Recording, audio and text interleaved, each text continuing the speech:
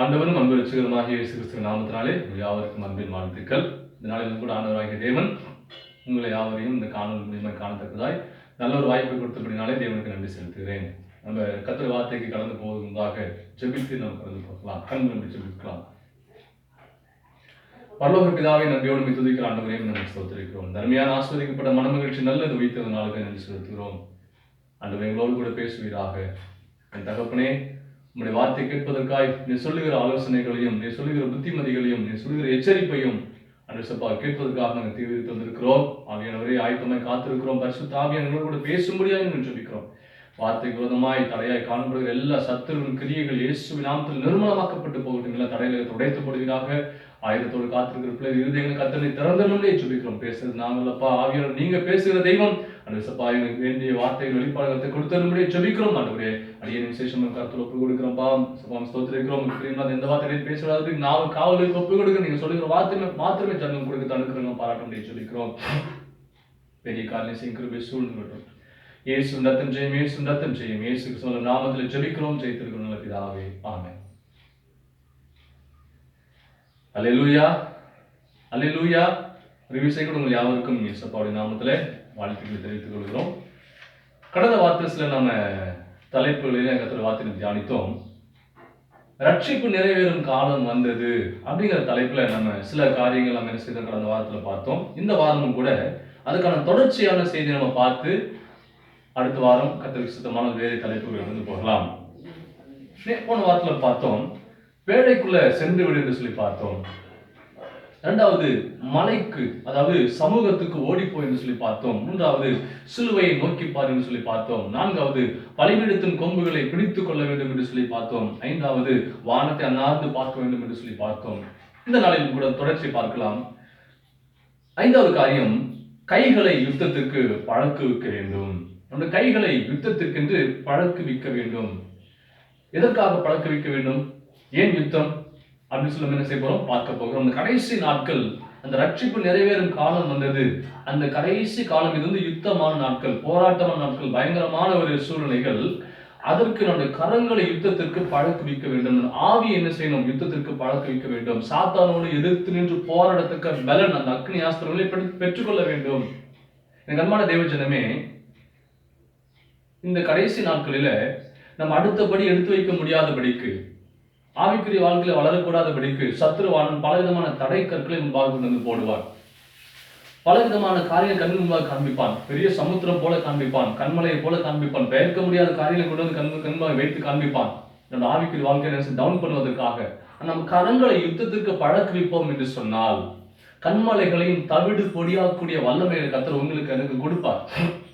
இப்படிப்பட்ட தடை கற்களை உடைத்தெறிந்து அடுத்தபடி என்று நம்ம புறப்பட்டு கடந்து போயிட்டே இருந்தாதான் என்ன செய்ய முடியும்? ரட்சிப்பு என்ன செய்யும்? பரிபூர்ணமாகும். நம்ம என்ன செய்ய முடியும்? மறுரூபமாகி மணவாளனை சந்திக்க முடியும்.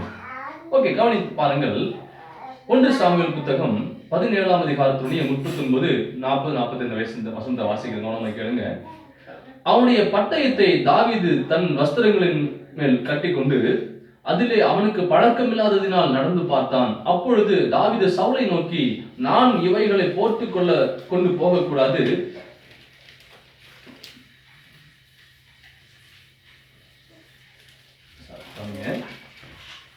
நான் இவைகளை கொண்டு போகக்கூடாது, இந்த அபியாசம் எனக்கு இல்லை என்று சொல்லி அவைகளை களைந்து போட்டு. இந்த கண்பானவர்களே, இந்த சம்பவம் எல்லாருக்குமே தெரியும்.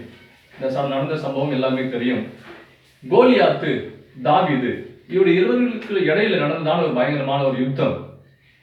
கோலியாத்தோடு கூட தேவன் இல்லை, அவனுக்கு பெலிஸ்தன், பயங்கரமான பலசாலி, சரீர பிரகாரமான வெளிப்பிரகாரமான தோற்றத்தில் பயங்கரமான திடகாத்திரமான ஒரு மனுஷன், நல்ல நல்ல பராக்கிரமசாலி என்று சொல்லலாம். வெளிப்பிரகாரமான தோற்றத்துக்கு, மக்களுடைய பார்வைக்கு, சவுல் ராஜாவுடைய பார்வைக்கு பயங்கரமான ஒரு மனுஷன், சமஸ்த இஸ்ரவேல் ஜனங்களை பயமுறுத்தி கொண்டிருந்தான ஒரு மனுஷன். யாருன்னு சொன்னா இந்த கோலியாத். இந்த இடத்துல இன்னொரு மனிதன் வராது. அவர் யார் சொன்னா தாவீது. பார்க்கத்தக்க ரூபம் என்று சொன்னா ஒரு சின்ன வாலிப பையன், ஒரு சின்ன குட்டி பையன், அவ்வளவுதான். ஆனா அவருடைய தொழில் என்னவோ ஆடுகளை மேய்த்துக் கொண்டிருக்கிறதான வேலையை பார்த்து வந்தார். வனாந்திரத்தில் ஆடுகளுக்கு பின்பாக போய்கொண்டும் தேவனை ஆராதித்து துதித்துக் கொண்டு வந்தார். வெளிப்பிரகாரமாய் பார்ப்பதற்கேற்ற நல்ல ரூபமோ தோற்றமோ பராக்கிரமோ திடகாத்தாரமோ கிடையாது அவருக்கு. ஆனா அந்த கோலியாத்துக்குள்ள இல்லாத ஒரு காரியம் இந்த தாவீதுக்குள்ள இருந்தது. என்ன காரியம்? சர்வ வல்லமுள்ள தேவனுடைய நாமம் இந்த தாவீதுக்குள்ள காணப்பட்டது. நல்லா கவனிங்க, இந்த கோலியாத்துக்கு மனிதர்களுடைய யுத்தம் பண்ணி மனிதர்களோட போராடி தான் பழக்கம், சண்டை போட்ட பழக்கம். ஆனா இந்த தாவீதுக்கு மிருகங்களோட, காட்டு மிருகங்களோட போராடியும் அவைகளை கொன்று போட்டு நிறைய பழக்கம் இருக்கு. அதன் காட்டிலும் தேவனோடு கூட அவருக்கு என்ன செய்ய உண்டு? நல்ல உறவு உண்டு. தேவனோடு கூட பேசுவதும் உறவாடுவதும் நல்ல ஒரு ஐக்கியமும் நல்ல ஒரு தொடர்பும் தாவீதுக்கு இருந்தது. உள்ளான மனுஷன் என்ன செஞ்சார்? தாவீது அனுதினமும் பலப்பட்டு நல்ல திடமா இருந்தார் தாவீது. ஆனா கோலியாத்துக்கு வெளிப்பிரகாரமாய் பராக்கிரமம் இருந்ததை தவிர உள்புறமாய் உள்ளான மனுஷன்ல பராக்கிரமம் இல்லை. ஆனா தாவீதுக்கு வெளிப்பிரகாரமான தோட்டத்துல பராக்கிரமம் இல்லை. ஆனா உள்ளான மனுஷன் தாவீது என்ன செஞ்சார்? நல்ல பழக்க வைக்கப்பட்டிருந்தார்.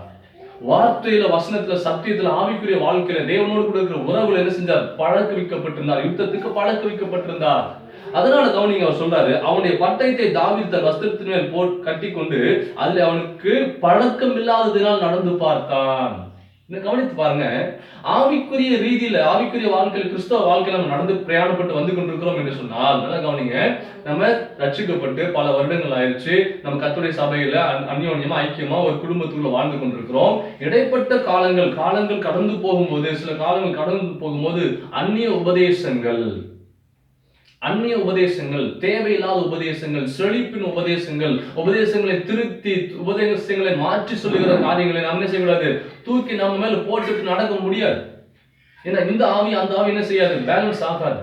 நல்லா கவனிங்க, தாவீதுக்குள்ள இருந்த ஸ்பிரிட் வேற. தாவீது பழக்கப்பட்டிருந்தது வேற காரியத்திற்காக. ஆனா சவுல் சொன்னாருங்கிறதுக்காக என்ன செஞ்சாரு? அந்த பட்டயத்தையும் அந்த போர் கவசங்களையும் அந்த வஸ்திரங்களோட தூக்கி மேல போட்டு நடந்து பார்த்தா நடக்கவே முடியல. ஏன்? அவருக்கு அந்த பழக்கம் இல்லை. நாம் எது ஆதியிலிருந்து கர்த்தரோடு கூட பழக்க வைக்கப்பட்டு வருகிறோமோ, ஜபத்துல, வேத வாசிப்புல, சத்தியத்துல, ஆவிக்குரிய ஜீவியத்துல எப்படிப்பட்ட காரியங்கள் எல்லாம் அன்பின் ஐக்கியத்துல நம்ம பழக்க வைக்கப்பட்டு வருகிறோமோ, பழக்க வைக்கப்பட்டு இருக்கிறோமோ, அதுல நம்ம நிலைத்திருக்க வேண்டும். அதுலயே நம்ம நிலைத்திருக்க வேண்டும். அதை விட்டுட்டு இவங்க சொன்னாங்க, அவங்க சொன்னாங்க, இப்படி பாக்குறாங்க, அப்படி பாக்குறாங்க சொல்லிட்டு அந்த வீணான வெளிப்பிரகாரமான பலனை நம்ம தரித்துக் கொள்வோம் என்று சொன்னால் அடுத்த படி எடுத்து வைக்கவே முடியாது. மக்களுடைய பார்வைக்கு வேண்டுமென்றால் ஒரு அங்கீகாரம் கிடைத்தது போல இருக்கலாம். ஆனா ஒரு யுத்தம் வரும் பொழுது, ஆவிக்குரிய ஒரு யுத்தம் வரும் பொழுது, ஒரு போராட்டங்கள் வரும் பொழுது என்ன செய்ய முடியாது? ஒண்ணுமே செய்ய முடியாது. அப்படி சோர்ந்து போய் விழுந்து போயிடுவீங்க. நல்ல கவனிங்க, பாருங்க, அவனுடைய பட்டயத்தை தாவீது தன் வஸ்திரத்தின் மேல் கட்டிக்கொண்டு அதிலே அவனுக்கு பழக்கம் இல்லாததினால் நடந்து பார்த்தான். அப்பொழுது தாவீது சவுலை நோக்கி, நான் இவைகளை போட்டுக்கொண்டு போக கூடாது. நல்லா கவனிக்கிறீங்களா? நான் இவைகளை போட்டுக்கொண்டு போக கூடாது. யோசிப்பாங்க சொன்னார், தேவனுக்கு விரோதம் இத்தனை பெரிய பாவத்தை நீ எப்படி செய்வது? இந்த மாதிரி காரியங்கள் முக்கியமான ஒரு வார்த்தைகள். அவர் என்ன சொல்லுகிறார் அதன்படி கேளுங்க. இதெல்லாம் முக்கியமான வார்த்தை. அவர் என்ன சொல்றாரோ அதெல்லாம் முக்கியமான ஒரு அருமையான ஒரு வார்த்தை. ஒரு வண்டிக்கு, ஒரு 4 சக்கர வண்டிக்கு எப்படி பிரேக் முக்கியமோ, ஒரு மாட்டு வண்டிக்கு எப்படி அச்சாணி முக்கியமாய் காணப்படுகிறதோ, அது போல நமக்கு இந்த காரியங்கள் நாம் நிதானித்து பார்க்க வேண்டிய முக்கியமான காரியங்கள் நமக்கு ரொம்ப அவசியமான காரியங்கள். கவனிங்க, அப்பொழுது தாவீது சவுலை நோக்கி, நான் இவைகளை போட்டுக்கொண்டு போகக்கூடாது. ஏன்னு சொன்னா பழக்குவிக்கப்பட்டது வேற காரியத்தில். பழக்கு வித்தவர் சர்வ வல்லவர். அதை விட்டுட்டு இவனுக்காக இந்த மனுஷனை போராடணும், இவனை மேற்கொள்வதற்காக உலக பிரகாரம் தரணங்களை தரிப்பிப்போம் என்று சொன்னால் நாம் தோற்று போவோம். கவனிங்க, இந்த அப்பியாசம் எனக்கு இல்லை என்று சொல்லி அவைகளை களைந்து போட்டு என்ன செஞ்சாரு? இந்த அப்பியாசம் எனக்கு இல்லைங்க, எனக்கு இந்த பழக்கமே இல்லை, எனக்கு இப்படிப்பட்ட பழக்கம் கிடையாது. இந்த மாதிரி தலைச்சீரை அணிஞ்சுக்கிட்டு, பெரிய பட்டயத்தை எடுத்துட்டு, கேடயத்தை எடுத்துட்டு, ஈட்டி எடுத்துக்கிட்டு, இந்த மார்க்கவசம் அணிஞ்சுக்கிட்டு, ஷூவை போட்டுக்கிட்டு, இதெல்லாம் போட்டு எனக்கு பழக்கம், அந்த மாதிரி யுத்தம் பண்ணி பழக்கமே கிடையாது. நான் ஒரு மேய்ப்பன், அவ்வளவுதான். வனாந்தத்துல ஆடுகளுக்கு பண்ணி போயிட்டு இருப்பேன். சிங்கம் வரும், கரடி வரும், நரி வரும், எல்லாத்தையும் என்ன செய்வேன்? ஒன்னை நாபி மாதிரி ஃபைட் பண்ணி பிச்சு போட்டு போயிட்டே இருப்பேன். நல்ல கவனிங்க, ஆண்டவராகிய தேவன் உங்களை என்னையும் ஆவிக்குரிய ரீதியில ஒரு சபைக்குள்ள, ஒரு ஐக்கியத்துக்குள்ள, ஊழியருடைய ஒரு கண்காணிப்புக்குள்ள வார்த்தையில இதை வச்சு நம்ம பழக்க வைக்கிறாரோ அந்த பழக்கத்துக்குள்ளேயே நம்ம நடந்து போயிடணும். ஏன்னா யுத்தத்துக்கு நாம எப்படி பழகணும்னு சொன்னா, வசனம் தான் நமக்கு ஈட்டி, வசனம் தான் நமக்கு கேடயம், வசனம் தான் நமக்கு தைச்சீரா, வசனம் தான் நமக்கு மார்க்கவசம், வசனம் தான் நமக்கு பாதரட்சை போன்ற எல்லா சகல விதமான ஆயுதங்களும் நமக்கு வார்த்தை தான், வசனம் தான். அப்ப அதை பிடிச்சுக்கணும். பழக்கம் இல்லாத ஒரு காரியத்தை தூக்கி உள்ள போடக்கூடாது. இன்னொருத்தர் சொன்னாங்க பெரிய ஊழியக்காரர் சொன்னாங்க, பெரிய தீர்க்கதரிசி சொன்னாங்க அப்படின்னு சொல்லி தேவையில்லாத ஒரு காரியத்துக்கு உள்ள போட்டீங்கன்னு சொன்னா உங்களுடைய பிரயாணங்கள் தடைப்பட்டு விடும்.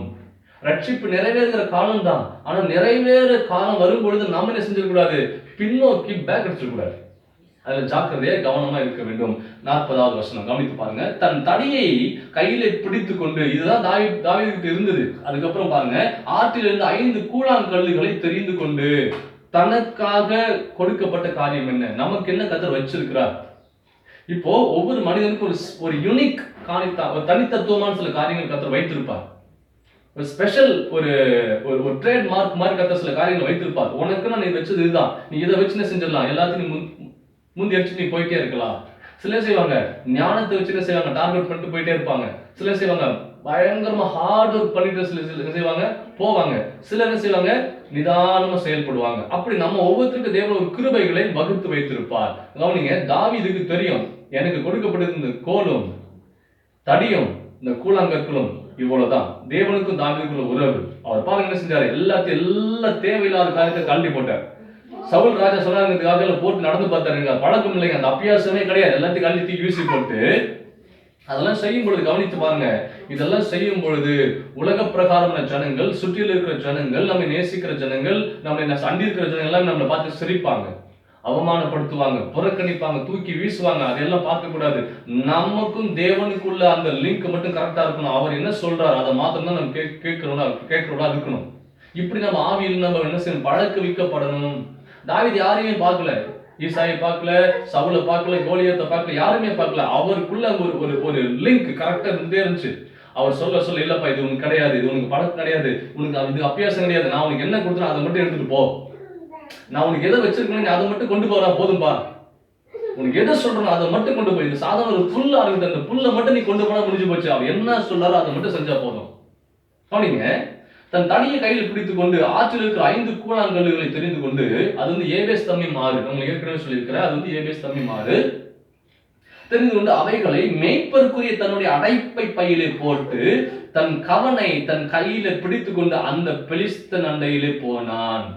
கவனிக்கிறீங்களா? இந்த கடைசி காலத்துல நம்ம என்ன செய்யணும், அந்த யுத்தத்துக்கு நம்ம கரங்களை என்ன செய்யணும், பழக்க வைக்க வேண்டும், பலப்படுத்த வேண்டும். வாயில வார்த்தை, இருதயத்துல வசனம், சத்தியம், இது எல்லாம் நமக்கு நிலைத்திருக்கணும். அதை விட்டுறக்கூடாது. இதெல்லாம் நம்ம பழக்கப்படணும். வேற இடத்துல நம்ம ஃபைட் பண்ணவோ மற்ற காரியங்கள், நம்ம அந்த காரியத்தை உலக பிரகாரமான காரியத்தை பழக்க வைக்கப்படக்கூடாது. நம்ம பழக்க வைக்கப்பட வேண்டிய காரியங்கள் எது, கர்த்தருடைய வார்த்தை, வசனம், சத்தியம், இதெல்லாம் நீங்க பழக்க வைக்கப்பட வேண்டும். இதுல பழக்க வைக்கப்பட்டாதான் அந்த பிரயாணத்தில் சரியா நம்ம போய் என்ன செய்ய முடியும், சேர முடியும். அல்லேலூயா. பாருங்க, தன் தடியை கையில பிடித்துக் கொண்டு ஆற்றில் இருக்கிற 5 கூழாங்கல்லுகளை தெரிந்து கொண்டு, பிடித்துக் கொள்ள வேண்டிய காரியத்தை சரியாய் பிடித்துக் கொள்ள வேண்டும். வார்த்தை வசனத்தை சரியாய் பிடித்துக் கொள்ள வேண்டும். ரெண்டாவது தெரிந்து கொண்டார், தெரிந்து எடுத்து, நீங்க எதை தெரிஞ்சிருக்கிறீங்க, எதை சூஸ் பண்றீங்க, சரியான வழியை தேவன் நமக்கு காட்டுகிற அந்த சரியான பாதையை நம்ம என்ன செய்யணும், தெரிந்தெடுத்து அவைகளை மேய்ப்பருக்குரிய தன்னுடைய அடைப்பை பையிலே போட்டு, தனக்காக வைத்திருக்கிறதான அந்த காரியம் ரட்சிப்பு, தனக்கு கர்த்தர் கொடுத்திருக்கிற அந்த ரட்சிப்பை அப்படியே காத்து கவனமாய் சேகரித்து வைத்துக் கொண்டு அதை ஒன்றிலும் இழந்து விடாதபடிக்கு தன்னுடைய அடைப்பை பையிலே போட்டு தன் கவனை தன் கையிலே பிடித்துக் கொண்டு, பிடித்துக் கொள்ள வேண்டிய காரியத்தை கரெக்டா பிடிச்சு கொள்ளணும். சத்திய வார்த்தைகளை ஜீவனை நம்ம பிடித்துக் கொண்டு அந்த பெலிஸ்தன் அண்டையிலே போனான். இதெல்லாம் நமக்குள்ள நம்ம சில கேட்டகரி நம்ம எலிஜிபிள் ஆகிட்டு தானே செய்யணும், யுத்தத்துக்கு போக வேண்டும். இனி உள்ள காலங்கள் அப்படிதான் இருக்கும். சத்ருவான் பலவிதமான காரியங்களை போராட ட்ரை பண்ணுவான், பிரயாசப்படுவான், எதிர்த்து வருவான். நம்ம வார்த்தையில வசனத்துல சத்தியத்துல நம்ம நிலைத்து உறுதியா நம்ம பழக்க வைக்கப்பட்டு தைரியமா நம்ம போவோம் என்று சொன்னால், இந்த கோலியாத்துக்கு தாத்தா வந்தாலும் சரி ஒன்னும் செய்ய முடியாது. கர்த்தர் உங்களுக்கு கொடுத்ததை மாத்திரம் நீ கொண்டு போனா போதும். கர்த்தர் என்ன நமக்கு நியமித்திருக்கிறாரோ அது நம்ம நிலைத்திருந்தால் போதுமானது. அல்லேலூயா. நடந்தது 45 வசனம். அதற்கு தாவீது பெலிஸ்தனை நோக்கி, நீ பட்டயத்தோடும் ஈட்டியோடும் கேடகத்தோடும் என்னிடத்தில் வருகிறாய், நானோ நீ நிந்தித்த இஸ்ரவேலுடைய இராணுவங்களை தேவனாகிய சேனை கர்த்தரின் நாமத்திலே ஒரு இடத்தில் வருகிறேன். அந்த கோலியாத்தில இருந்த காரியங்கள் அத்தனையுமே அழிந்து போகக்கூடிய காரியங்கள், வல்லமை இல்லாத காரியங்கள், பலன் இல்லாத காரியங்கள், 5 பைசாக்கு பிரயோஜனம் இல்லாத காரியங்கள். ஆனால் தாவீதில் இருந்ததோ சர்வத்துக்கும் உயர்ந்த, சர்வலோகத்துக்கும் அதிகாரம் படைத்த ராஜாவாம் இஸ்ரவேலின் தேவனாகிய சேனையின் கர்த்தரின் நாமத்தை பெற்றுக் கொண்டிருந்தார். அதான் நீங்க நமக்குள்ள எதை வைத்திருக்கிறோம். எனக்குள்ள நிறைய இருக்குங்க, எக்கச்சக்கம் நிறைய பொய் இருக்குதுங்க, நிறைய கெட்ட வார்த்தை இருக்கு. நிறைய கோபம் இருக்கு, நிறைய எரிச்சல் இருக்கு, நிறைய விரோதம் முன்விரோதம் இருக்கு. எதுக்காக? இதெல்லாம் நீங்க தூக்கிட்டு போனீங்க என்ன ஆகும் சொல்லுங்க பார்க்கலாம். வாழ்க்கை இதெல்லாம் நம்ம தூக்கிட்டு சுமப்போம் என்று சொன்னால் ஏமாற்றம் இதான் மிஞ்சம், இழந்து போயிடுவோம், வேலைக்குள்ள போக முடியாது. நமக்கு முன்னாடி எல்லாம் போயிட்டே இருப்பாங்க, வேலை மறந்து போறதை பார்க்க முடியும், உள்ள போக முடியாது.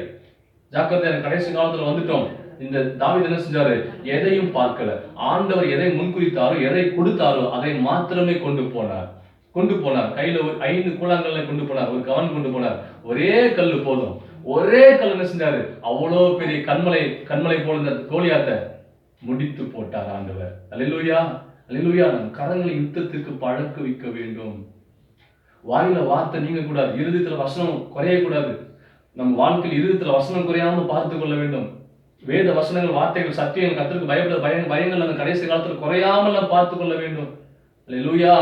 இது வரைக்கும் கற்றுக்கொண்ட காரியத்தில் நிலைத்திருக்கணும், அவைகள் குறையக்கூடாது. அதான் முக்கியமான காரியம்.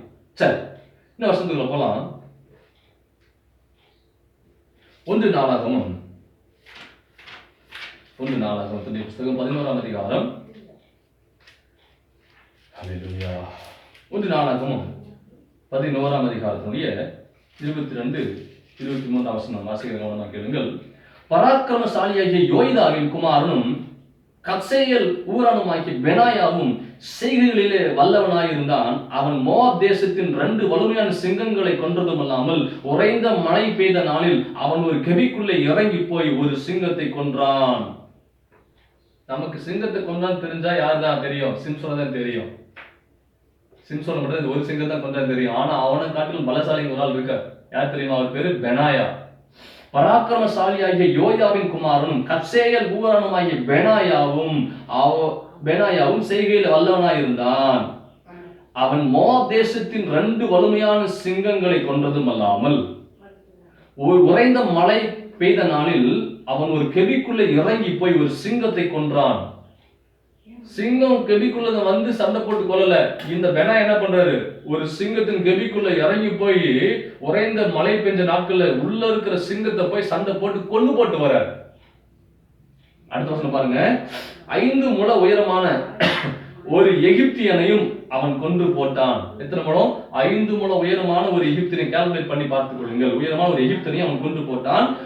அந்த எகிப்தியன் கையில் நெய்கிறவர்கள் படைமர கனதியான ஒரு ஈட்டி இருக்கையில் இவன் ஒரு தடியை பிடித்து அவனிடத்தில் போய் அந்த எகிப்தியன் கையில் இந்த ஈட்டியை பறித்து அவன் ஈட்டினாலே அவனை கொண்டு போட்டான். இதே மாதிரி தாவீது கோலியாத் நடந்த மாதிரி தான் இருக்கு இந்த சம்பவமும். பெனாயா பண்றார். அங்க அவன் பட்டயத்தை எடுத்து கோலியாத்து கழுத்தை வெட்டி போறாரு. இங்க பெனாயா என்ன செய்யறாரு? அந்த எகிப்தினுடைய ஈட்டியை பிடுங்கி அதையால குத்தி என்ன செய்யறாரு? கொன்று போடுகிறார். நல்ல கவனிங்க. ஏன் உங்களுக்கு ரெஃபரன்ஸ் பண்ணி காமிக்கிறேன்னு சொன்னா, இது வேற காரியங்கள், இந்த பலப்பட வேண்டிய காரியங்கள் வேற. இதை நம்ம ஆவிக்குரிய காரியத்தில் கன்வெர்ட் பண்ணி பார்க்கும் பொழுது என்ன செய்யணும் சொன்னா, வெளிப்பிரகாரமா ஒரு மனுஷனிடத்துல இருக்கிற காரியத்தின் பலனை நம்ம பார்த்து சோர்ந்து போக கூடாது. ஒரு மனுஷனிடத்துல இருக்கிற காரியங்களை பார்த்து ஐஸ்வர்யங்களையோ இல்ல பொருளாதார காரியங்களையோ இல்ல மற்ற வசதி வாய்ப்புகளை பார்த்து நம்ம சோர்ந்து போக கூடாது. அதை பார்த்து நம்ம ஆசைப்படவும் கூடாது. நம்ம உள்ளான மனிதர்களை பலப்பட வேண்டும். நம்ம கரங்களை யுத்தத்திற்கு சரியாய் பழக்க வைக்கப்பட வேண்டும். அந்த யுத்தம் வேறு.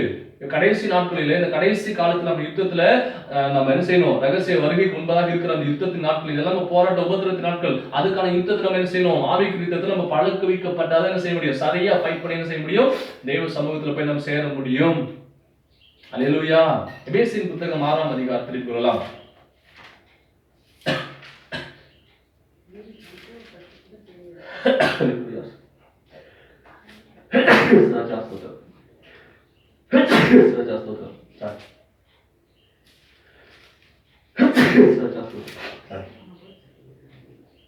எபேசியர் 6ஆம் அதிகாரத்தினுடைய 10 17 வரைக்கும் ஒரு காரியம் இருக்கு. ஆவிக்குரிய சர்வாயுத வர்க்கம்.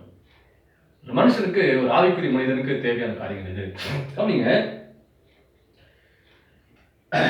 10 வாசிக்கிறேன். கடைசியாக என் சகோதரரே, கர்த்தரிலும் அவருடைய சத்துவத்தின் வல்லமையிலும் பலப்படுங்கள். நீங்கள் பிசாசின் தந்திரங்களோடு எதிர்த்து நிற்க திராணி உள்ளவர்களாகும்படி தேவனுடைய சர்வாயுத வர்க்கத்தை தரித்துக் கொள்ளுங்கள். தேவனுடைய சர்வாயுத வர்க்கத்தை தரித்துக் கொள்ள வேண்டும். மனுஷனுடைய ஆயுதத்தை அல்ல, மனுஷனுடைய போர் ஆயுதத்தை அல்ல, மனுஷனுடைய யுத்த ஆயுதங்களை அல்ல, தேவனுடைய சர்வாயுத வர்க்கத்தை நாம் என்ன செய்ய வேண்டும்? தரித்துக் கொள்ள வேண்டும். எதற்காக? பிசாசின் தந்திரங்களோடு எதிர்த்து நிற்க திராணி உள்ளவர்களாகும். மற்றபடி நம்ம மாம்சத்துல மனுஷனோட ஃபைட் பண்ண செஞ்சலாம் போயிடுவாங்க. ஆனா மாம்ச பலனோட கூட பிசாசத்துல எதிர்க்கணும்னு சொன்னா நம்ம தட்டி போயிட்டே இருப்பான், ஃபுல் ஊதி போயிடுவான். சோ என்ன செய்ய, நமக்குள்ள என்ன இருக்கணும்? பிசாசன் தன்னோடு எதிர்த்து நிற்க நம்ம திராணிகளாகும்படி தேவனுடைய சர்வாயுத வர்க்கத்தை நம்ம செய்யணும், தரித்துக் கொள்ள வேண்டும். ஏன்னா மாம்சத்தோடும் ரத்தத்தோடும் அல்ல, துரைத்தனங்களோடும் அதிகாரங்களோடும் இந்த பிரபஞ்சத்தின் அந்தகார லோகாதிபதிகளோடும் வானம் மண்டலத்துல பொல்லாத ஆவியில் சேர்ந்து நமக்கு போராட்டங்கள் உண்டு. நல்ல கவனிக்கிறீங்க சொன்னது பாருங்க. அதுக்காக யுத்தத்துல நம்ம கரங்களை பழக்க வைக்க வேண்டும் நம்ம பார்த்தோம். இப்படிப்பட்ட காரியங்கள் போராட்டங்கள்லாம் நமக்கு என்ன செய்யிருக்கும், இனி வரக்கூடிய நாட்கள்ல இப்பயே இருக்கு, ஆனா வரக்கூடிய நாட்கள் அதிகமாய் தீவிரமாய் இருக்கும். ஏன்னா கேட்டின் மகன் வெளிப்படக்கூடிய நாட்களிலே விசுவாச துரோகம் முந்தி நேர்ந்த நாட்களில அப்படிப்பட்ட காரியங்கள்லாம் பரிபூர்ணமாய் நடக்கும். நமக்கு என்ன இருக்கணும், நம்ம ஆவிக்குரிய வாழ்க்கையில நம்ம பலப்பட்டிருக்க வேண்டும். யுத்தத்துக்கு நம்ம கரங்களை பழக்குவிக்க வேண்டும். அப்படி பழக்குவிப்போம் என்று சொன்னால், தைரியமா இருப்போம் என்று சொன்னால் நம்ம என்ன செய்யலாம், சரியா என்ன செய்யலாம், அவனை மேற்கொண்டு நம்ம என்ன செய்யலாம், அடுத்த படிக்கு நம்ம கடந்து போகலாம். அல்லேலூயா, அல்லேலூயா. கவனிங்க, அடுத்த பகுதி நேரம் போகலாம். அடுத்த காரியத்துக்கு என்ன போகலாம். நம்ம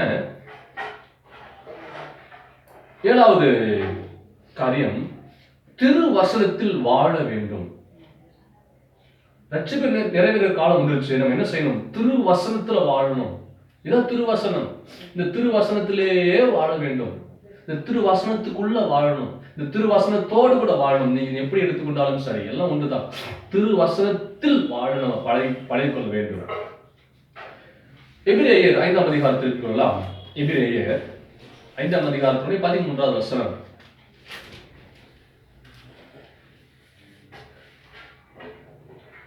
பால் உண்கிறவன் குழந்தையா இருக்கிறபடினாலே நீதியின் வசனத்தில் பழக்கம் இல்லாதவனா இருக்கிறான். கவனிங்க, அதுக்கு முன்பு வாசிக்கிறேன். காலத்தை பார்த்தால் போதகரா இருக்க வேண்டிய உங்களுக்கு தேவனுடைய வாக்கியங்களின் மூலம் உபதேசங்களையும் மறுபடியும் உபதேசிக்க வேண்டியதா இருக்கிறது. நீங்கள் பலமான ஆகாரத்தை அல்ல, பாலை உண்ணத்தக்கவர்களானீர்கள். சபையில எத்தனையோ வருடங்கள் ஆயிடுச்சு, எத்தனையோ மாதங்கள், எத்தனையோ வாரங்கள் கர்த்தருடைய வார்த்தை கேட்கிறோம், கர்த்தருடைய சத்தியங்களை கேட்கிறோம், பிரசங்கங்களை கேட்கிறோம், பாடுகிறோம், ஆராதிக்கிறோம், வசனங்கள் சத்தியத்தை நிறைய நம்ம கேட்டிருக்கிறோம். ஆனா கேட்ட வார்த்தைகளும் சத்தியங்களும் வசனங்களும் இருதயத்தில் அவைகள் விதைக்கப்பட்டு இருந்தால் நன்றாய் புரிந்து கொள்ள வேண்டும். நம்ம கேட்டிருக்கிறோம், விதை தானியம் எங்கதான் இருக்கு? விதை தானியம் அந்த பைக்குள்ளதான் இருக்கு. எங்க இருக்கு? சாக்கு பைக்குள்ள ஏதோ ஒரு மூலையில அதுக்கு அடைக்கப்பட்டு வைக்கப்பட்டிருக்கிறத தவிர விதைக்கப்படவில்லை என்று சொன்னால், அந்த நிலம் உழப்பட்டு அந்த விதை விதைக்கப்படவில்லை என்று சொன்னால் அது ஒரு விதையாதான் இருக்குமே தவிர அதுல கிரியை நடக்காது. எப்பொழுது கிரியை நடக்கும், அந்த விதை நம்ம என்ன செய்யணும், சரியான நல்ல தரமான விதையான்னு சொல்லி நம்ம செக் பண்ணி பார்த்துக்கொண்டு நிலத்தை உழ வேண்டும். உழுது அதை பதப்படுத்தி அந்த விதை என்ன செய்யணும், அந்த மண்ணுக்குள்ள போட்டு புதைத்து வைக்க வேண்டும். உங்க இருதயமாகிய நிலத்துக்குள்ள வசனமாகிய வார்த்தை விதைக்கப்பட்டிருக்கும் என்று சொன்னால், புதைக்கப்பட்டிருக்கும் என்று சொன்னால், நிச்சயமாய் இந்த நாட்கள் நீங்க ஒவ்வொருவரும் விசுவாசிகளாய் அல்ல, சீஷர்களாய் அல்ல, ஒவ்வொரு அப்போஸ்தலர்களாய் நீங்க மாறி இருப்பீர்கள். எங்களுடைய வாஞ்சைதான், தேவனுடைய விருப்பமும் தேவனுடைய சித்தமும் அதுதான். காலத்தை பார்த்தா நீங்களும் போதகரா இருக்க வேண்டியவங்க, இன்னும் ஏன் இப்படி இருக்கிறீங்க? இன்னும் பால் குடிக்கிற குழந்தைய போல இருக்கிறீங்களே, என்ன ஆச்சு உங்களுக்கு? தயவு செய்து கவனித்து பாருங்க. உலகத்தை பார்த்து தேவன் விட்டு விலகி நிற்காதீங்க. ரட்சிக்கப்படாத கணவனை பார்த்து, ரட்சிக்கப்படாத மனைவியை பார்த்து, ரட்சிக்கப்படாத பிள்ளைகளை பார்த்து பயந்து அப்படியே தேவனுக்கு நமக்கு ஒரு டச் இல்லாம அப்படி தொட்டு தொடாத வாழ்க்கை வாழ வேண்டாம். கடைசி காலங்கள், மண்ணுக்காக மாணிக்கத்தை விட்டு விடாதீர்கள். அல்லேலூயா. இன்னும் பாலுங்கிற குழந்தையா இருக்க வேண்டாம். வளருங்க, கிறிஸ்தவ ஜீவித்துல வளருங்க. அப்புறம் கடினமான ஆகாரத்துல எப்பதான் சாப்பிட போறோம்? பலமுள்ள ஆதாரங்களை சாப்பிடறதுக்கு திராணி எப்பொழுது உங்களுக்கு வரும்?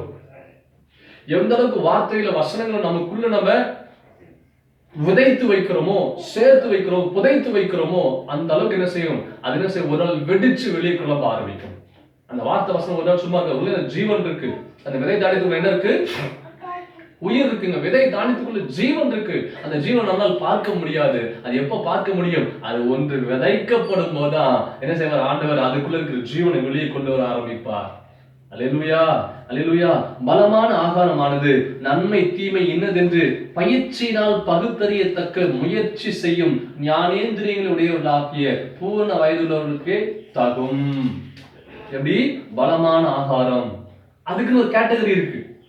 அவங்க எப்படி இருப்பாங்க? எல்லாமே பகுத்தறியத்தக்க நல்ல ஞானேந்திரிய இருதயம் உள்ளவர்கள், அவங்களுக்கே தகும் என்று சொல்லி நாங்க எப்போ அப்படிப்பட்ட ஒரு அந்த ஒரு ரேஞ்சுகளை வரப்போகிறோம்? பகுத்தறியத்தக்க மனிதர்கள் ஊழியர் பார்த்து சொல்லணும், நல்ல ஒரு பெரிய மனிதர்கள் முற்பிதாக்கள் பார்த்து சொல்லணும், பரவாயில்ல நல்ல நிதானித்து பேசுகிற ஒரு சகோதரி, யோசித்து பேசுகிற சகோதரன், எதையுமே அவசரமா பேசிட மாட்டாங்க, பரவாயில்ல, வெரி குட் வெரி குட், இவங்க நிதானமா இருக்கிறாங்க, இவங்க தடுமாற மாட்டாங்க, வார்த்தையில பதற்றம் இல்லாமல் இருக்கிறார்கள், ஒரு காரியத்தை சொன்ன உடனே என்ன செஞ்சுட்டாங்க, அந்த காரியத்தை சரியாய் புரிந்து கொண்டு அதுக்கு ஏற்ற பதிலை கொடுக்கிறார்கள். பகுத்தறியத்தக்க பக்குவம் எப்பொழுது வரும் என்று சொன்னால், வசனத்தோடு திருவசனத்தோடு வாழ பழகும் பொழுது அந்த பக்குவம் நமக்கு வரும். ஞானேந்திரியம் உள்ள ஒரு இருதயம் எப்பொழுது வரும்? வார்த்தை எந்த அளவுக்கு இருதயத்துக்குள்ள அதிகமாய் விதைக்கப்படுகிறதோ, விதைக்கப்படுகிறதோ அது ஒவ்வொரு ஏரியாவுக்கும் ஏற்ற விதத்துல என்ன செய்யும், அதுக்கான காரியங்களை கொண்டு போகும். இந்த பக்கம் என்ன செய்யும், ஒரு வார்த்தை என்ன செய்யும், அது ஆவியின் கனிக்கு ஏற்ற கிரியில் உண்டு பண்ணும், இது வரங்களுக்கு ஏற்ற கனிகளை உண்டு பண்ணும், இது பலவிதமான அந்த ஆவியின் கிருபையில் வரங்களுக்கு ஏற்ற கனிகளை, அது பெரிய பிரான்சஸ் மாதிரி வளர்ந்து ஒரு பெரிய மரமா என்ன செய்யும், காட்சி கொடுக்கும். நம்ம எப்போ அந்த காரியத்துக்கு வரப்போகிறோம்? அதுக்காக தான் நான் சொல்லுற காரியம், திருவசனத்தோட வாழ பழகும், வசனத்தோட வாழ பழகும். இன்னைக்கு வசனத்தை விட்டுதான் நம்ம வாழ்ந்துகிட்டு இருக்கோம். அநேகர் வசனத்துக்கு நமக்கும் சம்பந்தமே இல்லை, வாய் திறந்தா வேற வசனம் வருது, வாய் திறந்தா சினிமா வசனங்கள் வருது, சினிமா கதை வருது, கேளிக்கைகள் வருது, கிண்டல் நக்கல் எல்லாம் வருது. வாய் திறந்த எல்லாம் தேவையில்லாத வார்த்தைகள், அநியாயமான வார்த்தைகள், வீண் வம்பான வார்த்தைகள் வருது, சீர்கேடான கிளவிகள் பேச்சுக்கான வார்த்தைகள் வருகிறது, உலக பிரகாரமான வார்த்தைகள் வருது, மாம்ச பிரகாரமான வார்த்தைகள் வருது. ஆனா தேவனுடைய வார்த்தை என்னைக்கு வருது? ஊழியரை பார்க்கும் பொழுது, விசுவாசிகளை பார்க்கும் பொழுது நம்ம என்ன செய்யறோம், அப்படி வாயில தேர்ந்து ஒழுகிறது போல ஸ்தோத்திரம் அப்படின்னு சொல்லி பயங்கரமா பேசுறோம். அடுத்த நொடி எல்லாமே டோட்டலா சேஞ்ச் ஆயிடுது. நோ, அது ஆண்டு எதிர்பார்க்க கிடையாது. கல்லறையின் வெளிப்பக்கம் எப்படி இருக்கு? வெளிப்பக்கம் பளிச்சின் டைல்ஸ் போட்டு கிரானைட்ஸ் போட்டு வச்சிருப்பாங்க, உள்புறம் எப்படி இருக்கும்? அப்படி இருக்கும். பாத்திரத்தின் வெளிப்புறத்தை சுத்தமாக்குறது முக்கியம் கிடையாது, உள்பகுதியை நம்ம செய்யணும், பாத்திரத்தின் உள்பகுதியை சுத்தமாக்க வேண்டும், அதான் முக்கியமான காரியம். சற்று சிந்திச்சு பாருங்க, சற்று சிந்தித்து பாருங்க. இந்த வார்த்தை எல்லாருக்கும் தான், நமக்கு கத்தர் கொடுக்கிற வார்த்தை. இன்னும் பாஸ்டர் தனியா பேசுறாருன்னு சொல்லி, நோ, பாஸ்டர் எல்லாம் செகண்டரி தான். ஆமென். மொத்தமா கத்தர் நமக்கு கொடுக்கிற வார்த்தை, இருபுறம் கருக்குள்ள பட்டயம், நமக்கு கத்தர் கொடுக்கிற வார்த்தை இது, அவ்வளவுதான். சரி, கவனிச்சு பாருங்க.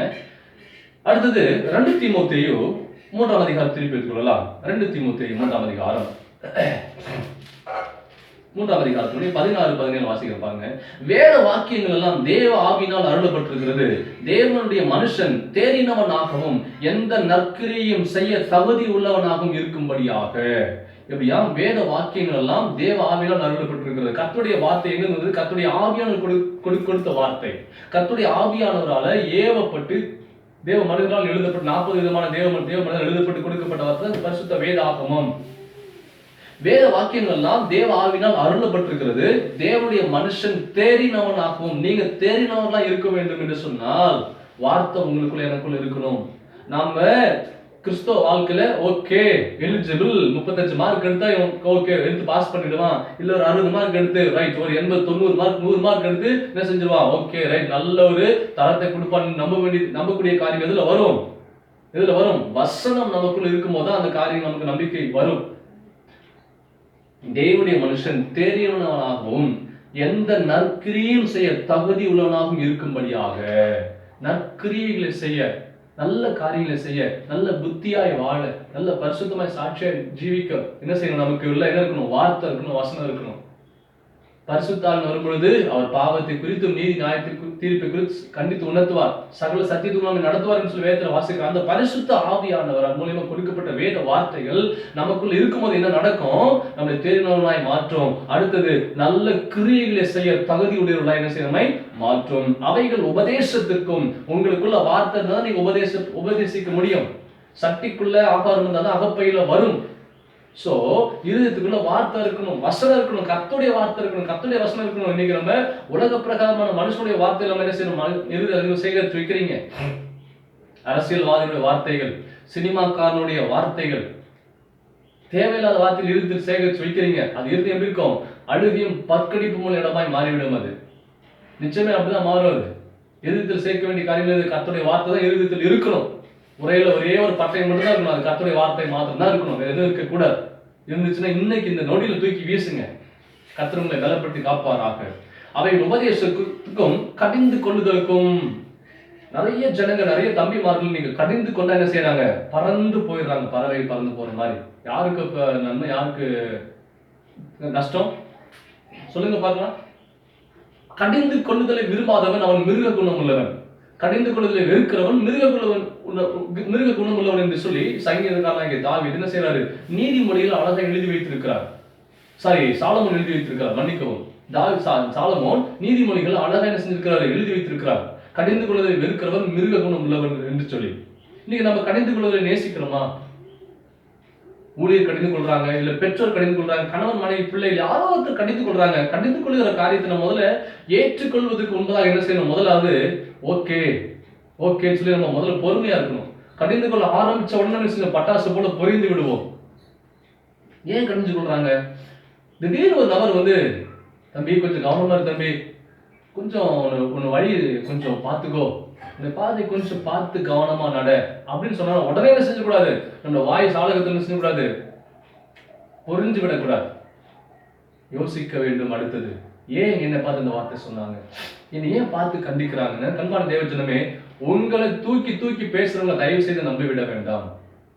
உங்களுடைய குறைகளை யாரெல்லாம் உங்களுக்கு சொல்றாங்களோ, குற்றம் சாட்டுகிற அல்ல, குறைகளை சொல்றாங்க. இதை திருத்திக்கப்பா, இதை குறை சொல்லி நீ இப்படிப்பட்டவன் சொல்றவங்க நம்ம செய்யக்கூடாது, சேரக்கூடாது. இந்த சின்ன காரியத்தை நீ திருத்திட்டா இன்னும் நல்லா இருக்கப்பா, இந்த சின்ன காரியம் வேணாம் தம்பி தங்கச்சி, இந்த கோபம் தான், இந்த முன் கோபம், இந்த எரிச்சல் தான் உன்னுடைய வாழ்க்கையில செய்த உன்னை இருளுக்குள்ள கொண்டு போகுது, அதை விட்டுரு. நம்ம காரியத்தை கொஞ்சம் கவனமா ஜாக்கிரதையான்னு சொல்லி யார் உங்களை கண்டிக்கிறார்களோ, எச்சரிக்கிறார்களோ, உண்மையில சொல்ற அவர்கள் தான் உங்களை உண்மையா நேசிக்கிறவர்கள். நீங்க சபையில தேவ ஊழியர்கள் கண்டிக்கிறாங்களா, எச்சரிக்கிறாங்களா? நோ, ஜம்ப் ஆயிடுறாங்க சிலர். இங்க நீங்க ஜம்ப் ஆகலாம், இங்க ஜம்ப் பண்ணிட்டே இருக்க வேண்டியதான். இந்த பூமியில ஜம்ப் பண்ணிட்டு இங்க விட்டு அங்க விட்டு ஜம்ப் பண்ணிட்டே இருக்க வேண்டியதான், மேல போவே முடியாது. ஆமென். என்ன ஏசப்பா அவர் கண்டித்து உணர்த்துகிற ஆவியானவர், கண்டித்து நம்ம கற்றுக் கொடுக்கிறவர். கண்டிப்பு வேணும்.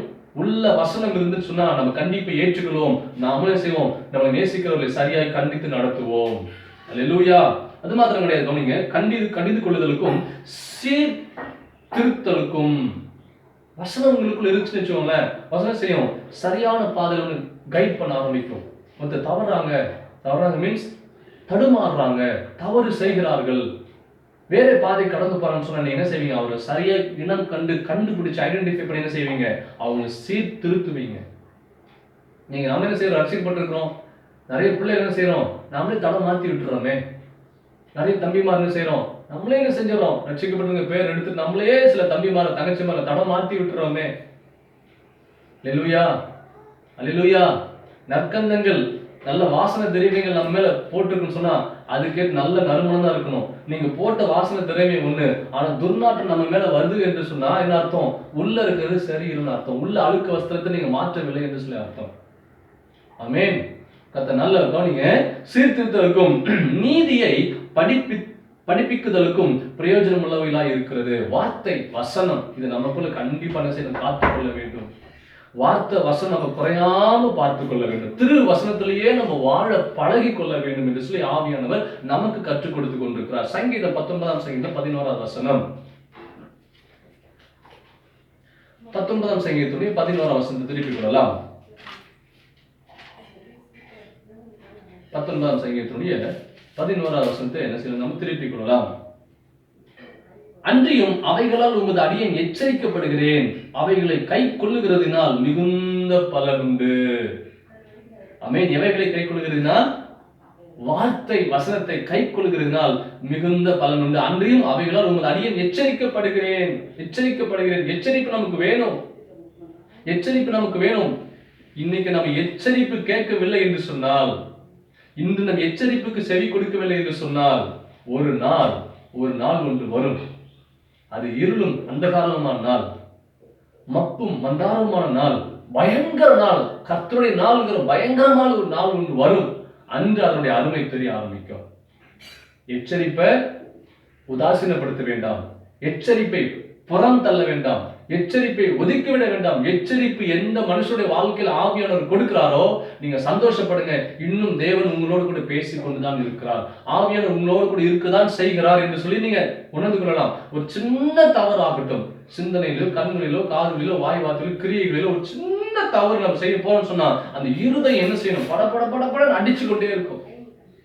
என்ன அர்த்தம்? அதுக்கு வாயிருச்சுன்னு சொல்லும், ஓடிடு ஓடிடு ஓடிடு ஓடிடு, நிக்காத ஓடிடு ஓடிடு, செய்யாத அப்படின்னு சொல்லும். அந்த உணர்வு இருக்கணும். உணர்வு இருக்குன்னு சொன்னா இன்னும் அந்த கத்தி கூர்மையா இருக்கு, கூர்மை மழுங்கி போகல அப்படின்னு சொல்லி அர்த்தம். துணிச்ச ஒரு பாவத்தை தைரியமா செய்யறோம், எந்த படபடப்புமே இல்லைன்னு சொன்னா சிம்சோனை நினைத்துக் கொள்வீங்க. அவ்வளவுதான், நினைச்சுக்கணும். விட்டு போயிட்டார், சிம்சோனுக்கு தெரியல. சோ எச்சரிப்பு நிச்சயம் வேணும், வேணும். அன்றையும் அவைகளால் உங்கள் அடியேன் எச்சரிக்கப்படுகிறேன், அவைகளை கை கொள்ளுகிறதுனால் மிகுந்த பலன் உண்டு. என்ன பலன்? ரட்சிப்பு நிறைவேறுகிற பலன், பரலோக ராஜ்ய நித்திய ஜீவன், அதான் அந்த நிறைவேறுகிற பலன். அவைகளை பெற்றுக்கொள்ள மறந்து விட வேண்டாம். மல்கியா 2ஆம் அதிகாரத்துடைய 6வது வசனம் திருப்பிக் கொள்ளலாம். மல்கியா, புதிய ஏற்பாட்டில் நிறைய பேர் தேடிட்டு இருக்கீங்க. அது கிடையாது, பழைய ஏற்பாட்டினுடைய கடைசி புத்தகம் மல்கியா 2ஆம் அதிகாரத்தினுடைய 6வது வசனம். சத்திய வேதம் அவன் வாயில் இருந்தது. இன்னைக்கு எங்க இருக்கு? கையில இருக்கு, பையில இருக்கு, செல்போன்ல இருக்கு. எங்க இருக்கணும்? இங்க இருக்கணும். சத்திய வேதம் அவன் வாயில் இருந்தது. எப்படி வாயில் இருந்து சொன்னா, மனதின் யோசனைகள் நாவின் பிரதியுத்தரம், இருதயத்தின் நிறைவு வாய் பேசும். உள்ள நீங்க ஃபில் பண்ணிருந்தீங்கன்னா, உள்ள எது நீங்க ஹார்ட் டிஸ்க் இதுதான், இது எதை நீங்க ரெக்கார்ட் பண்றீங்களோ அதான் வெளியே வரும். இது மெமரி கார்டு எதை நீங்க ஃபீட் பண்ணிருக்கீங்க அதுதான் உங்களுக்கு வெளியே வரும். இன்புட் எதை வைக்கிறோமோ அதான் அவுட்புட் நமக்கு வெளியே கொடுக்கும். சத்திய வேதம் அவன் வாயில் இருந்தது, அவனுடைய உதடுகளில் அநியாயம் காணப்படவில்லை. கவனிக்கிறீங்களா? வார்த்தை வசனத்தோடு நம்ம பழகுவோம் என்று சொன்னால் எந்த காரணத்தோடு நம்ம அநியாயம் செய்யவே மாட்டோம். நியாயம் தான் செய்வோம். எவ்வளவு 1000 கூட கொடுக்குறாங்க, நமக்கு பரிதானமா லஞ்சமா கொடுக்குறாங்க, இல்ல ₹1,00,000 தரேன்னு சொன்னாலும், எவ்வளவு தரேன்னு சொன்னாலும் நம்ம என்ன செய்ய மாட்டோம்? அநியாயம் செய்ய மாட்டோம். ஏன்னு சொன்னா சத்திய வார்த்தைகள் நமக்குள்ள இருக்கும் என்று சொன்னால் சரியாய் நம்மை நடத்தும். சத்திய வேதம் வாயில் இருந்தது, அவனுடைய உதடுகளில் அநியாயம் காணப்படவில்லை. அவன் என்னோட சமாதானமும் யதார்த்தமாய் சஞ்சரித்து.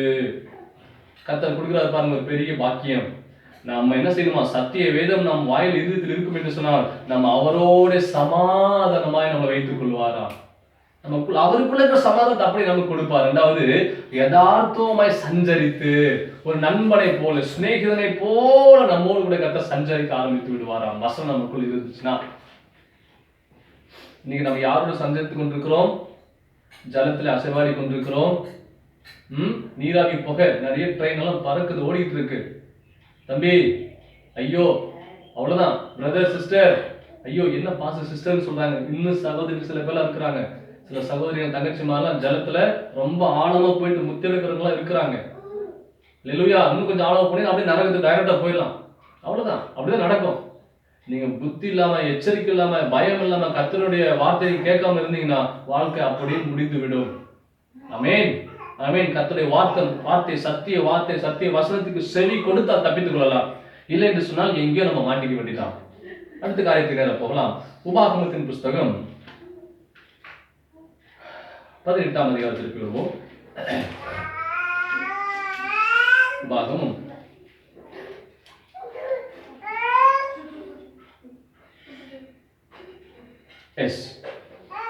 18ஆம் அதிகாரத்துடைய 19ஆம் வசனம் பாருங்க.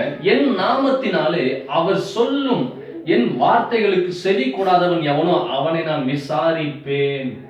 எப்படியா? என் நாமத்தினாலே அவர் சொல்லும் என் வார்த்தைகளுக்கு செவி கூடாதவன் எவனோ, கர்த்தருடைய வார்த்தைக்கு யாரெல்லாம் செவி கொடுக்கலையோ அவனை நான் என்ன செய்வேன்? விசாரிப்பேன். விசேஷ கவனிப்பு இருக்கும். கர்த்தருடைய வார்த்தை சொல்லி நமக்கு யார் ஒருத்தர் கேட்கலையோ அவங்களை கர்த்தர் செய்வாராம், ஸ்பெஷலா விசாரிப்பாராம். Special treatment. அதாவது சொல்லுவாங்க, ஹோட்டலுக்கு போனா ஸ்பெஷல் தோசை போடுங்க சொல்லுவாங்க இல்லையா? அது போலதான் கர்த்தருடைய வார்த்தை அறிவிக்கப்பட்டும், பிரசங்கிக்கப்பட்டும், போதிக்கப்பட்டும் நம்ம செவிகளை விளக்குவோம் என்று சொன்னால் ஆண்டவர் செய்வாராம், தனியாய் கூப்பிட்டு கவனிப்பார். விசேஷமானவர் ஒரு மாலை மரியாதையோடு கூட நம்ம செய்வார், கர்த்தர் விசாரித்து அனுப்புவார். ஜாக்கிரதையா இருங்க, ஜாக்கிரதையா இருங்க. கிறிஸ்தவங்க பேர் நம்ம செய்யலாம், வஸ்திரத்தை போர்த்திக் கொள்ளலாம். ஆனா உள்ள இருந்து கிறிஸ்து வெளிப்படுறாரா? அதான முக்கியம், அதான முக்கியம். வசனம் இல்ல நம்ம செய்ய முடியும். வசனம் இல்லைன்னா நம்ம எங்கேயோ நம்ம வழி மாறிட்டோம்னு சொல்லி அர்த்தம்.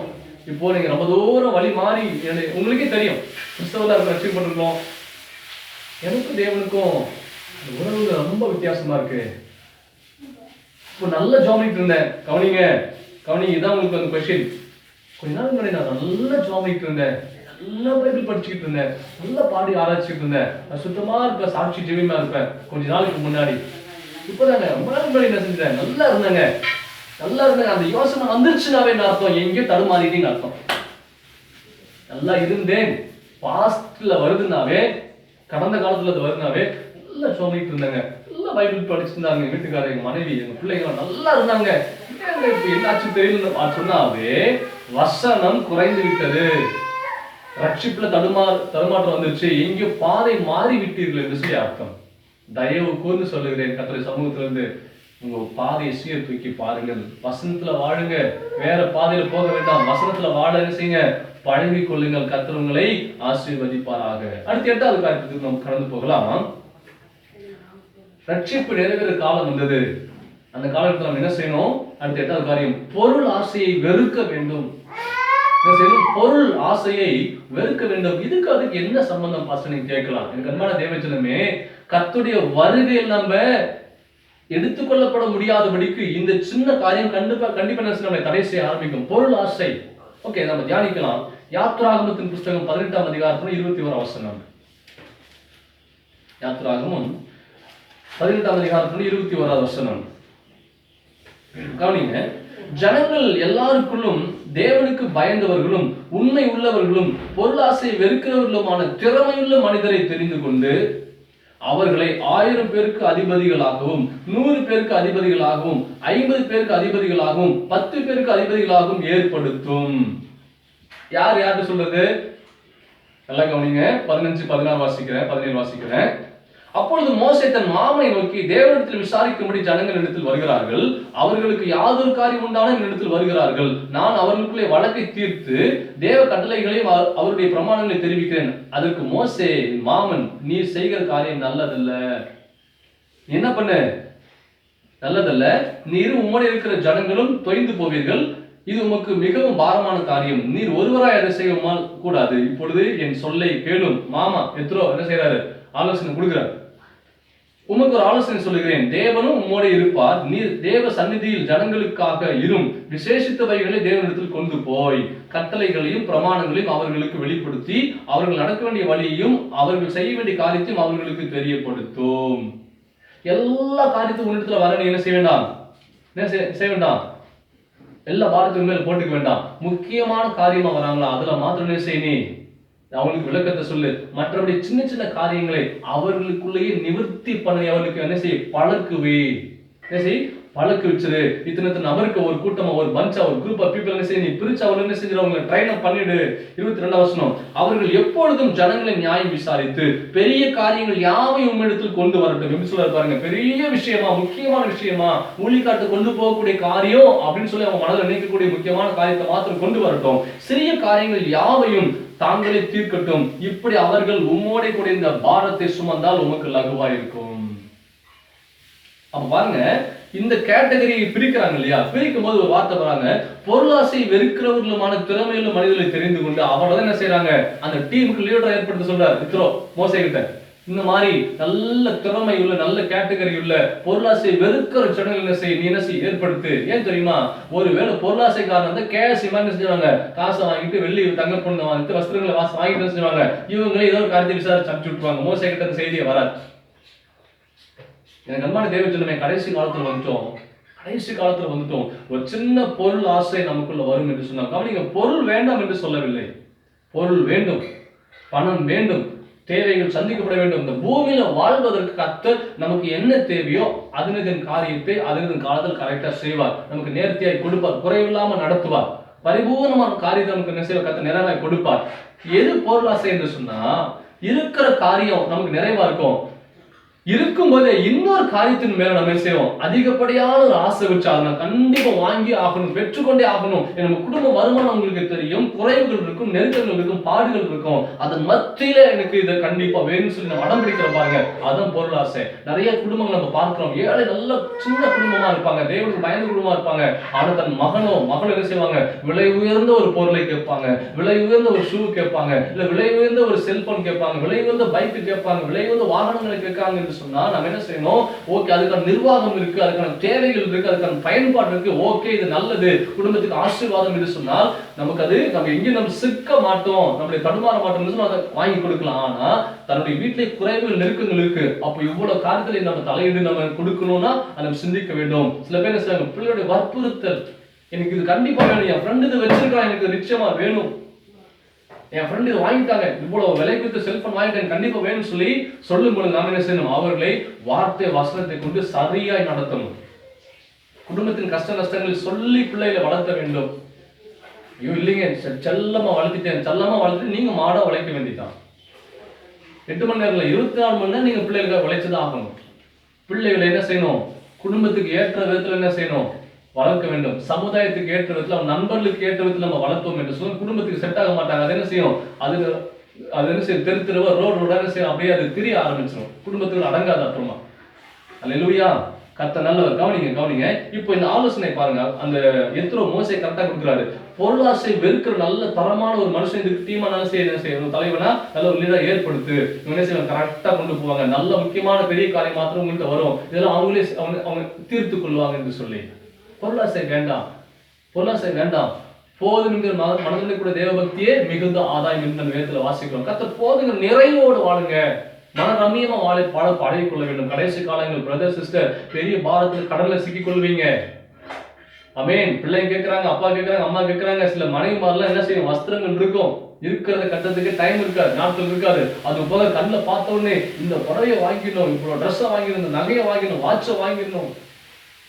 பீரோல எதுக்கு தேவையில்லாம அடுக்கி வச்சுக்கிட்டு பிரயோஜனம் இல்லாம எத்தனை ஏழை மக்கள் இருக்கு, எடுத்து கொடுங்க. கர்த்தர் உங்களுக்கு தருவார். இறக்க கிணறு தான் ஊறும். இல்லைன்னு சொன்னா அது என்ன செஞ்சிடும்? கண்டிப்பா என்ன செஞ்சிடும்? அரிச்சிரும். நீங்க யாருக்கும் பயன்பாட்டு இல்லாம ஒரு வஸ்திரத்தை வீட்டுக்குள்ள வச்சிருக்கீங்கன்னு சொன்னா, வருஷ கணக்கில் கட்டாம வச்சிருக்கீங்கன்னு சொன்னா, ஒரு நாள் நீங்க எடுத்து பார்க்கும்போது உலக மேப் அதுல தெரிய ஆரம்பிக்கும். கர்த்தர் உங்களுக்கு புரிய வைப்பாராக. அல்லேலூயா. வேர்ல்டு மேப்பை நீங்க அதுல பார்க்கலாம். சரி, கவனிங்க. அடுத்த காரியத்துக்கு நம்ம கடந்து போகலாம். 1 சாமுவேல் 8ஆம் அதிகாரம் திருப்பிக் கொள்ளுங்க. 1 சாமுவேல் 8ஆம் அதிகாரத்தினுடைய 1 வாசிக்கிறேன். கவனிங்க.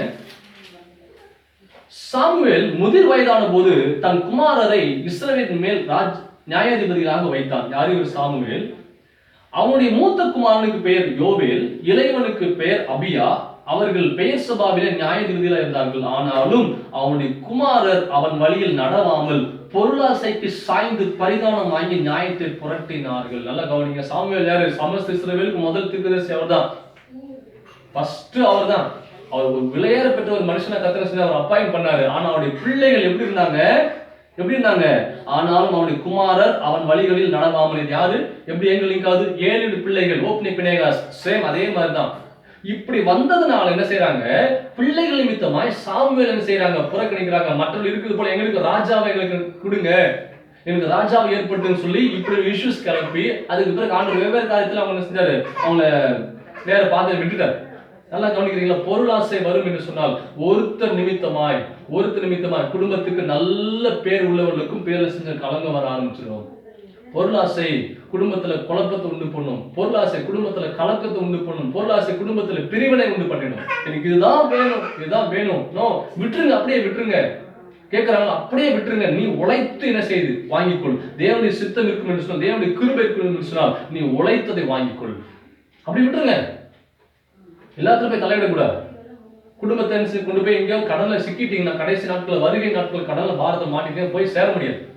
ஜாக்கிரதையா நம்ம இருக்க வேண்டும். அல்லேலூயா. இங்க பாருங்க, சாமுவேலுடைய பிள்ளைகள் செய்த காரியம் நிமித்தமா என்ன செஞ்சது? அவருடைய நல்ல பேருக்கு என்ன செஞ்சது? ஒரு இமேஜ் ஸ்பாயில் ஆகிற மாதிரி காரியத்தை என்ன செஞ்சாங்க? மக்கள் உருவாக்கிட்டாங்க. எங்களுக்கு ராஜா வேணும், மற்றவங்களுக்கு இருக்க மாதிரி எங்களுக்கு ராஜா கொடுங்க, ஏற்படுத்துங்கன்னு சொல்லி கேட்க ஆரம்பிச்சிட்டாங்க. ஆண்டவர் என்ன செஞ்ச? ஆண்டவரும் ஓகேப்பா.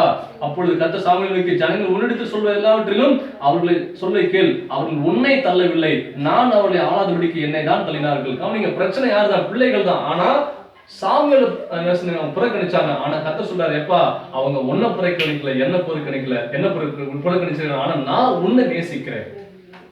கவனிக்கிறீங்களா? மக்கள் புறக்கணிச்சாங்க. கர்த்தர் செஞ்சாரு?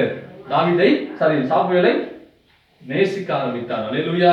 இதான் காரியம். பொருளாசனக்குள்ள என்ன செய்யக்கூடாது, வரக்கூடாது. சங்கீதம் 119 சங்கீதம் திருப்பி கொள்ளலாம். 119 சங்கீதம் 36 வசனம். 119 36 திருப்பி கொள்ளலாம். என் இருதயம் பொருளாசையை சாராமல் உமது சாட்சிகளை சாரும்படி செய்யும்.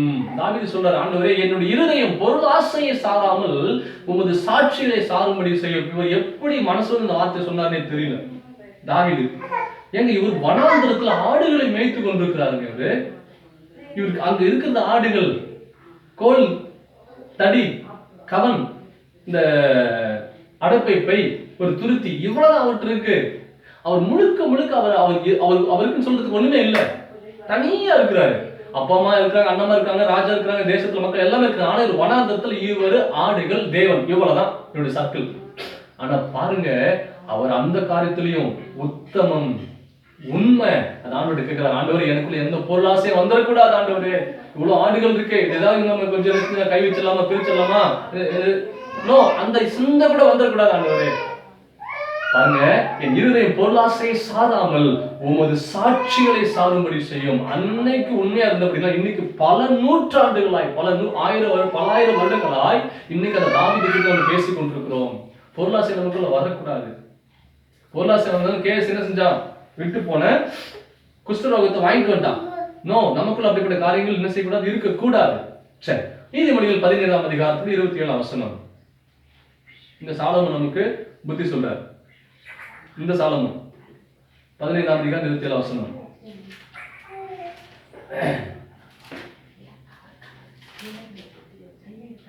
பொருளாசைக்காரன் தன் வீட்டை கலைக்கிறான். வார்த்தை நல்லா புரிஞ்சுக்கோங்க. பொருளாசைக்காரன் தன் வீட்டை கலைக்கிறான். ஒருத்தருக்குள்ள பொருளாசை வருது, பிடிவாதம் பண்றாங்கன்னு சொன்னா அந்த வீடே ரெண்டா மாறிடும். அந்த வீட்டை கலகமா மாத்திடும். பார்த்துருக்கீங்களா? பொருளாசைக்காரன் தன் வீட்டை கலைக்கிறான். ஒரு பொருளாசை வந்துச்சுன்னா எதை வித்து ஆகிலும் சரி, எதை கொடுத்து ஆகிலும் சரி, நான் வாங்கி ஆகணும், இதை அடைந்து ஆக வேண்டும் என்ன வந்துடும். அவன் வீட்டை கலைக்கிறவன்.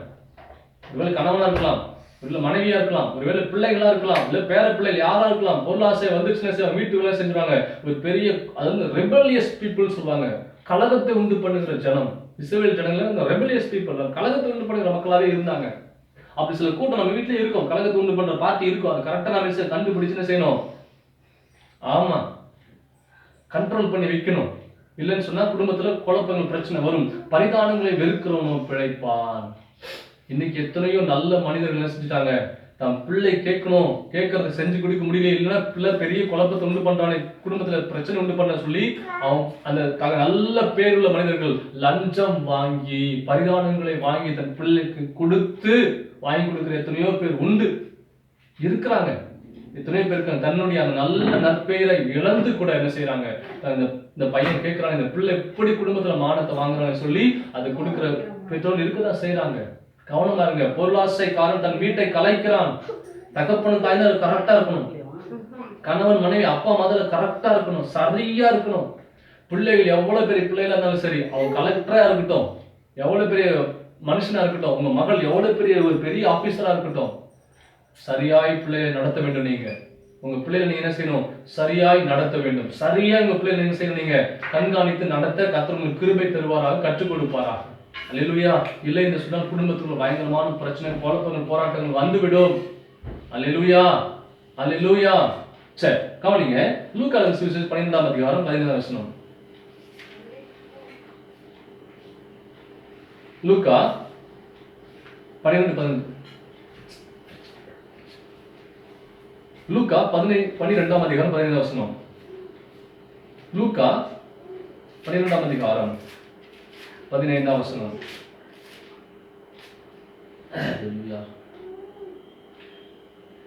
பின்பு அவர் அவர்களை நோக்கி பொருளாசை குறித்து எச்சரிக்கையாயிருங்கள். ஏசப்பா.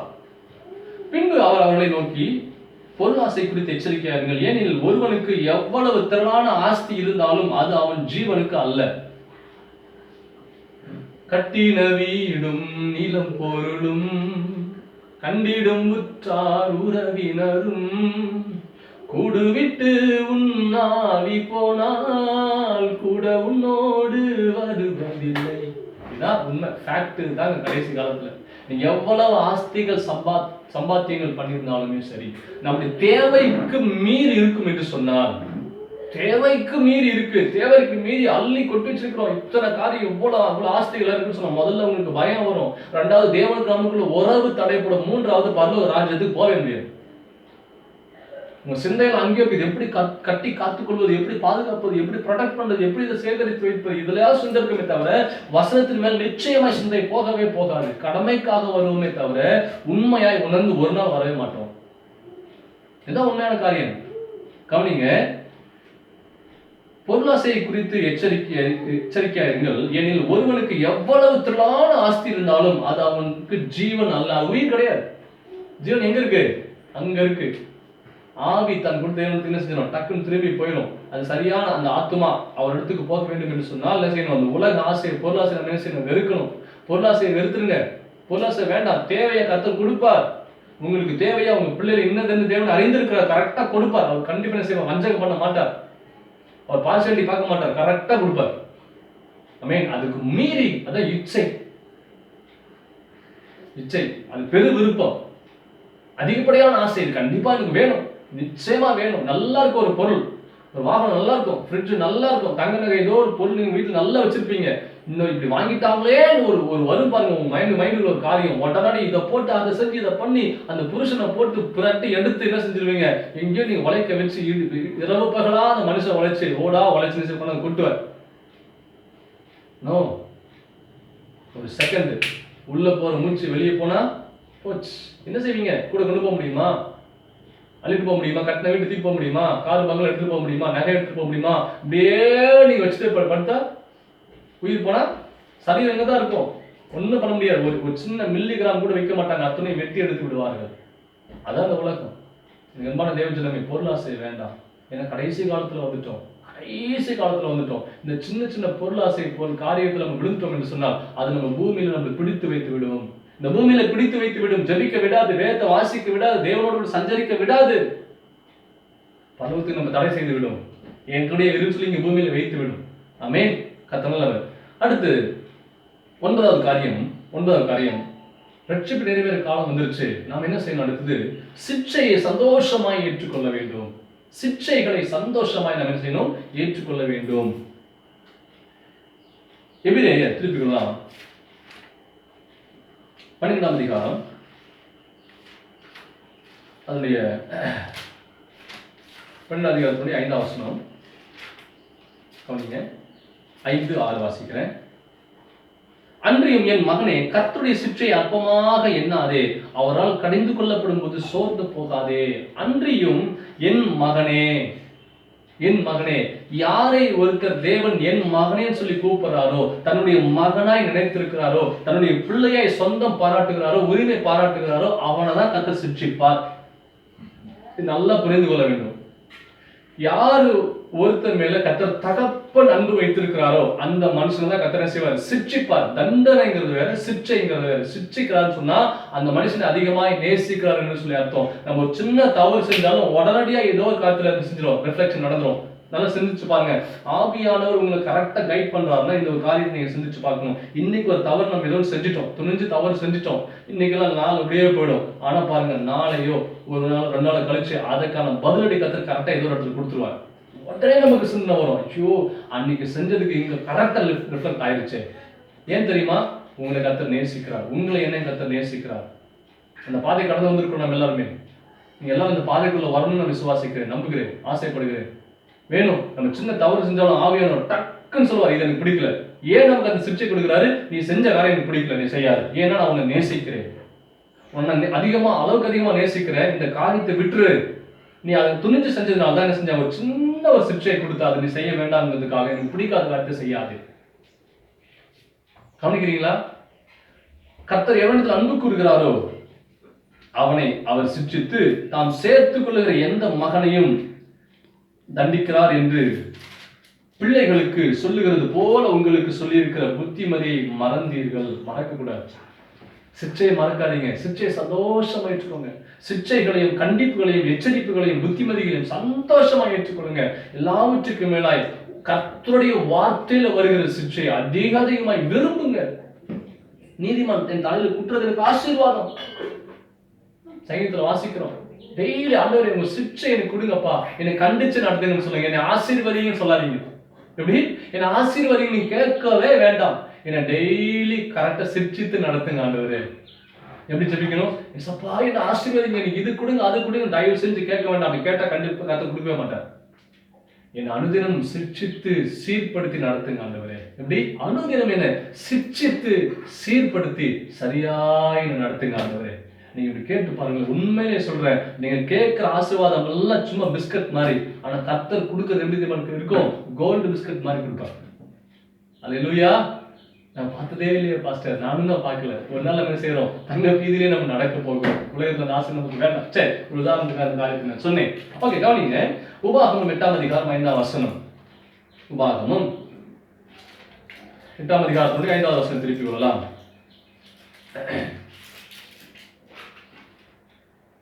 ஒருவன் தன் புத்திரனை சிட்சிக்கிறது போல உன் தேவனாகிய கர்த்தர் உன்னை சிட்சிக்கிறார் என்று நீ உன் இருதயத்திலே அறிந்து கொள்வாயாக. ஒருவன் தன் புத்திரனை சிட்சிக்கிறது போல தன் மகனை தான் தகப்பனை செய்வார், அதிகமா சிட்சிப்பார். பக்கத்து வீட்டுல ஒரு பையனை போய் சிட்சிக்க முடியுமா? தகப்பன் கண்டிப்பா சிட்சிக்க முடியாது. அவர் திருப்பி சிட்சிச்சு அனுப்பிச்சிருவாங்க. ஆமென். ஒரு தகப்பன், உரிமை தகப்பன், சொந்தமான ஒரு தகப்பன் தன் சொந்த குமாரன் செய்ய முடியும், பரிபூர்ண சிட்சிக்க முடியும். ஆனா சில பிள்ளைகள் சிட்சை ஏற்றுக்கொள்வது இல்லை.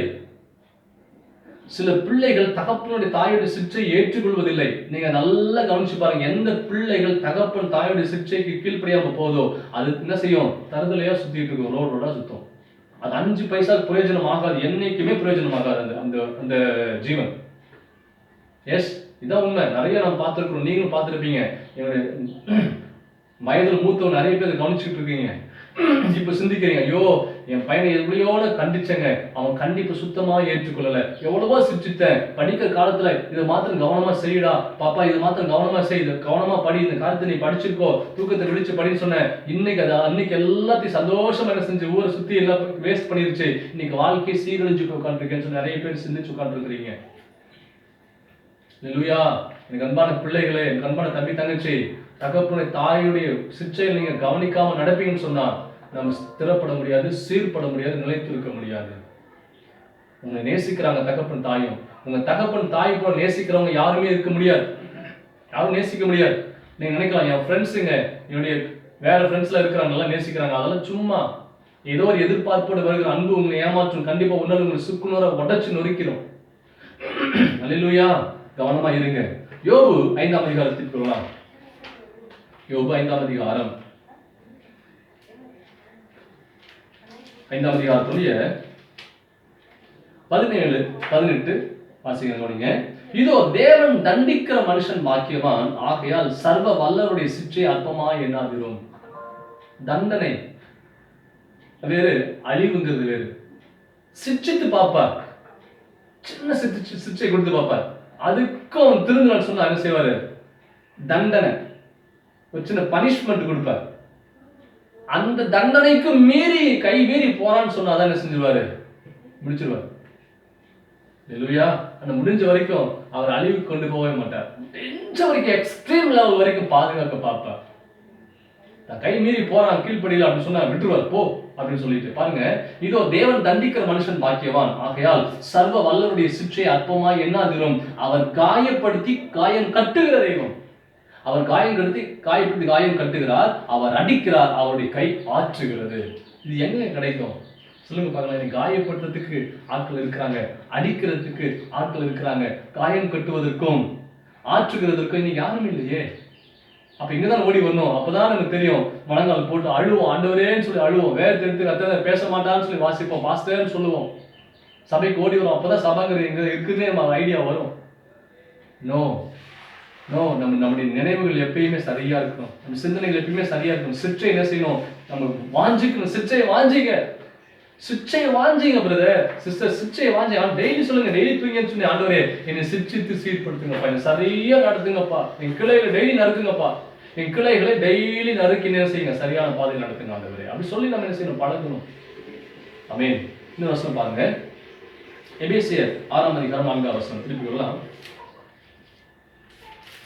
எபேசியர் 6ஆம் அதிகாரத்துடைய 4ஆம் வசனம். பிதாக்களை நீங்களும் உங்கள் பிள்ளைகளை கோபப்படுத்தாமல் கர்த்தருக்கேற்ற சிற்றையிலும் போதனையிலும் அவர்களை வளர்ப்பீர்களாக. நல்லா கவனிங்க. சிக்ஷைன்னு சொன்னா நினைக்கிற மாதிரிலாம் சிக்ஷிக்க கூடாதுன்னு வேதம் சொல்லுகிறது. நீங்க நினைக்கிற மாதிரிலாம் சிக்ஷிக்க கூடாதுன்னு சொல்லி வேதம் சொல்லுகிறது. அதாவது ஒரு மிருகம், அமைதியான ஒரு மிருகம், சும்மா இருக்கிற ஒரு மிருகத்தை நீங்க நல்ல நல்ல அமைதியா இருக்கிற மிருகத்தை நீங்க போய் சீண்டிங்கன்னா அது என்ன செய்யும்? கண்டிப்பா கடிக்கத்தான் செய்யும். தவறே செய்யாத ஒரு மிருகத்தை நீங்க அடிப்பீங்கன்னு சொன்னா, துரத்துறீங்கன்னு சொன்னா அது கண்டிப்பா உங்க மேல என்ன செய்யும்? பாயும். ஃபார் எக்ஸாம்பிள் உங்க காரியத்தை நான் சொல்றேன், டெஸ்ட் பண்ணி வேணா பாருங்க. வீட்டுக்குள்ள தூங்கும் போதே செய்யுங்க, கிச்சன்ல ஜன்னல் திறந்து வச்சுட்டு ஒரு 1/2 லிட்டர் பால் என்ன செய்யுங்க? காய வச்சு ஓப்பனா வச்சிருங்க. ஓப்பன் பண்ணி வச்சிருங்க. இன்னொரு சின்ன ஒரு ஓப்பன் உங்க பெட்ரூம்ல சின்ன ஒரு வழி விட்டுருங்க. திடீர்னு நைட் ஒரு 2:30 மணிக்கு சத்தம் வருது, பூனை பால் விட்டுகிற சத்தம். உள்ள போய் பாருங்க. உள்ள போய் பார்த்த உடனே என்ன செய்யும்? சரன்னு செய்யும். அடுத்த வேக்கு என்ன செய்யும்? புறப்பட்டு போக ஆரம்பிக்கும். ஒருவேளை அந்த கதவு அடைக்கப்பட்டிருக்கும் என்று சொன்னால், அது புறப்பட்டு போகிற வழி அடைக்கப்பட்டிருக்கும் என்று சொன்னால் உடனடியே உங்களை எதிர்க்க ஆரம்பிக்கும். அது சின்ன மிருகமா இருக்கலாம் பிரதர், சின்ன ஒரு பொருளா இருக்கலாம், சின்ன ஒரு பூச்சியா இருக்கலாம், அட் அ டைம் உங்களை அதை எதிர்க்க ஆரம்பிக்கும். புரியுதுங்களா? இதே போலதான் கர்த்தருடைய சித்தத்தின்படி கர்த்தருக்கு ஏற்ற சிக்ஷைகளை நீங்க உங்க பிள்ளைகளை போதித்தீங்கன்னு சொன்னா, சிக்ஷித்தீங்கன்னு சொன்னா உங்க பிள்ளைகள் உங்களுக்கு ஆசீர்வாதமா இருப்பாங்க. நீங்க நினைக்கிற மாதிரிலாம் உங்க பிள்ளைகளை சிக்ஷிக்க கூடாது. நீங்க ஒரு குடிகார அப்பாவா இருக்கலாம், குடிகார கணவனா இருக்கலாம். நீங்க நினைக்கிற மாதிரி உங்க பிள்ளைகளை நீங்க கண்டிக்க முடியாது, கண்டிக்க கூடாது. நீங்களே முதல்ல குற்றவாளி. தேவ சமூகத்தில் நீங்க பயங்கரமான ஒரு பாவி குற்றவாளியா இருக்கிறீங்க. நீங்க முதல்ல மனம் திரும்பணும். உங்க விருப்பம் உங்க இச்சைக்கு ஏற்ற விதத்துல பிள்ளைகள் என்ன செய்யக்கூடாது? நீங்க உருட்டி எடுக்க கூடாது. அது தவறு. கர்த்தர் உங்களை தான் சிக்ஷிப்பார். கர்த்தர் உங்களை தான் என்ன செய்வார்? விசாரிப்பார். ஸ்பெஷல் ட்ரீட்மெண்ட் கொடுப்பார். விசேஷமா உங்களை விசாரிச்சு அனுப்புவார். அதுக்கு பிறகு கவனிங்க, கர்த்தருக்கு ஏற்ற விதத்துல உங்க பிள்ளைகளை சிக்ஷிக்கணும். வார்த்தை என்ன சொல்லுகிறதோ அதுக்கு ஏற்ற விதத்துல உங்க பிள்ளைகளை சிக்ஷிக்க முதல்ல நீங்க பழகணும். நினைச்ச மாதிரி பிள்ளைகளை சிக்ஷிக்க கூடாதுன்னு சொல்லி வேதம் சொல்லுகிறது, நான் சொல்லவில்லை. நீங்க எதனா கேட்கணும்னு சொன்னா நீங்க என்ன செய்யுங்க? பைபிள் எடுத்து வச்சுக்கோங்க, அவர்கிட்ட கேள்வி கேளுங்க, அவர் உங்களுக்கு பதில் சொல்லுவார். நீங்க பாஸ்ட் பேசல, நீங்க என்ன செய்யுங்க? பிரசங்கம் கேட்கும்போது எப்பயும் உங்களுக்கு சொல்லியிருக்கிறேன், யாருடைய பிரசங்கம் கேட்கும்போது கண்ணை மூடிட்டு தான் பிரசங்கத்தை கேட்கணும். அப்பதான் மனுஷன் கண்ணுக்கு தெரிய மாட்டான், வார்த்தை மட்டும் கேட்கும். கர்த்தருடைய வார்த்தை மாத்திரம். சரி, வெளிப்படுத்தின விசேஷம் 3ஆம் அதிகாரம் 19ஆம் வசனம். வெளிப்படுத்தின விசேஷம் 3ஆம் அதிகாரம் 19ஆம் வசனம். நான் நேசிக்கிறவர்கள் எவர்களோ அவர்களை கடிந்து கொண்டு சிட்சிக்கிறேன், ஆகையால் நீ ஜாக்கிரதையா இருந்து மனம் திரும்பு. எவ்வளவு சூப்பரான வார்த்தை பாருங்க. நான் நேசிக்கிறவர்கள் எவர்களோ அவர்களை கடிந்து கொண்டு சிட்சிக்கிறேன். இதுதான் நம்ம கேட்கணும் டெய்லி.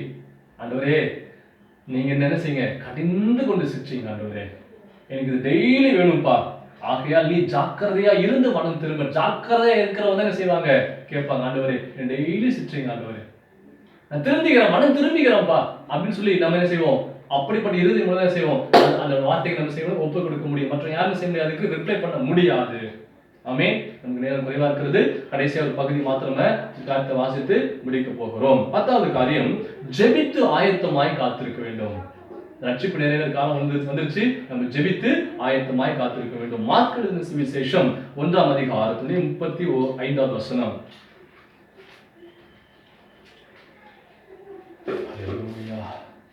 மார்க்கு 1ஆம் அதிகாரத்தினுடைய 35வது வசனம். ஜெபித்து ஆயத்தமாய் காத்திருக்கணுமா? எப்படி ஜெபித்து ஆயத்தமாய் காத்திருக்கணும்? அவர் அதிகாலையில் இருட்டோட எழுந்து புறப்பட்டு வனாந்தரமான ஓரிடத்திற்கு போய் அங்கே ஜெபம் பண்ணினார். நமக்கு என்ன அனுபவம் வேணும்? அதிகாலையில் எழுந்து ஜெபிக்கிற அனுபவம் நமக்கு இருக்கணும். அதிகாலையில் எழுந்து ஜெபிக்கிற பழக்கம் நமக்கு வரணும். நல்லா நமக்கு முழிக்கிறோம், நல்லா தூங்கிட்டோம், 8 மணிக்கு எந்திரிக்கிறவர்கள் உண்டு, 9 மணிக்கு எந்திரிக்கிறவர்கள் உண்டு, 12 மணிக்கு எந்திரிக்கிற மக்கள் உண்டு. நிறைய பேர் நான் சொல்லியிருக்கிறேன். சில பேர் காலை ஆகாரமே பார்க்கறது இல்லை. சில பேர் காலை இந்த பிரேக்ஃபாஸ்டே சாப்பிடுறது டைரக்டா லஞ்ச் தான். ஏன்னா அவங்க எந்திரிக்கிறது அந்த டைம். அதெல்லாம் பயங்கரமான காரியம், வேஸ்ட். அவங்க ஸ்கிராப்ல போடுற ஒரு பொருள், அவ்வளவுதான். இது ஸ்கிராப்னா குப்பை போற பொருள், பிரயோஜனம் இல்லாத பொருள். அந்த மாதிரி ஒரு கேட்டகரி தான். ஒரு 10 மணி 12 மணி 11 மணி எந்திரிக்கிற அந்த டிக்கெட் எல்லாம் குப்பையில போற பொருள். நம்ம வச்சு ஒண்ணுமே செய்ய முடியாது. நம்ம எப்படி இருக்கணும்? அதிகாலையில் எந்திரிக்கிறதா இருக்கணும். அப்படி அதிகாலையில் எழும்புகிறதா இருக்கணும். அதிகாலை எந்திரிச்சு டீ கடைக்கு போயிடக்கூடாது. அதிகாலை எந்திரிச்சு தேவ சமூகத்துக்கு வரணும். கடைசி காலத்துல நம்ம அதிகாலையில எந்திரிச்சு ஜெபித்து கர்த்தர் சமூகத்துல நம்ம இருக்க பழகிக் கொள்ள வேண்டும். இரண்டாவது, அதே மார்க்கு 6ஆம் அதிகாரத்துடைய 46வது வசனம். 6ஆம் அதிகாரத்துடைய 46வது வசனம். அவர் ஜனங்களை அனுப்பிவிட்ட பின்பு ஜெபம் பண்ணும்படி ஒரு மலையின் மேல் ஏறினார். சாயங்காலமான போது படகு நடுக்கடல் இருந்தது. எந்த டைம் இது? பகல் வேலை. ஜனங்களை அனுப்பிச்சுட்டார். அது எந்த காரியம் இது? 5 அப்பம் 2 மீன் 5000 பேர் போஷித்தார் இல்லையா? அது பகல் வேலை நடந்த ஒரு சம்பவம். எல்லா மக்களையும் அனுப்பிச்சிட்டார்.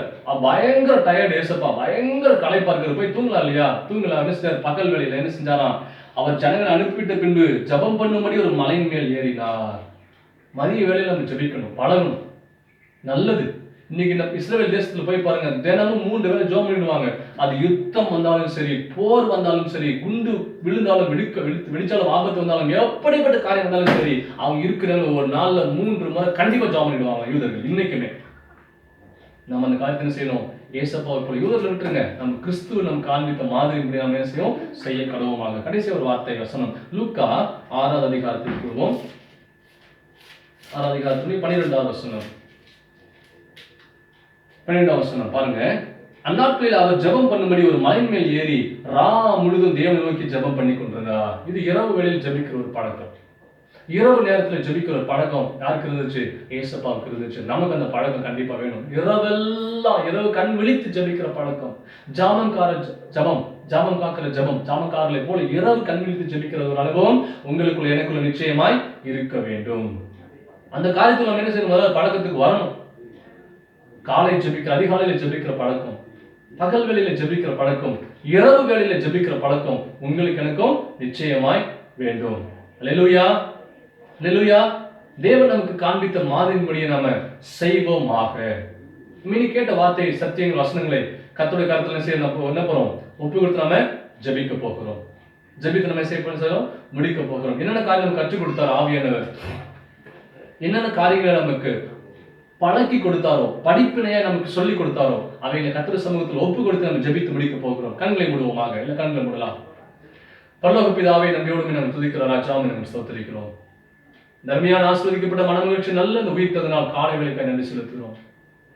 இந்த காலை வேலை கூட ஆண்டவரே, நம்முடைய பிள்ளைகளாய் நாங்கள் ஒன்று கூடி வந்து இந்த சமூகத்துல நீர் எங்களுக்கு வைத்திருக்கிற வார்த்தை கேட்கவும், அதை தியானிக்கவும் கர்த்தர் கொடுத்த கிருபைக்காய் கோடி ஸ்தோத்திரங்கள். என்னென்ன வார்த்தைகள் எல்லாம் கர்த்தர் எங்களுக்கு பேசினீரோ, என்னென்ன வார்த்தைகள் எங்களுக்கு வெளிப்படுத்தினீரோ, என்ன காரியங்கள் வெளிப்படுத்தி கொடுத்தீரோ, அதுக்காய் கோடி ஸ்தோத்திரங்கள் அப்பா.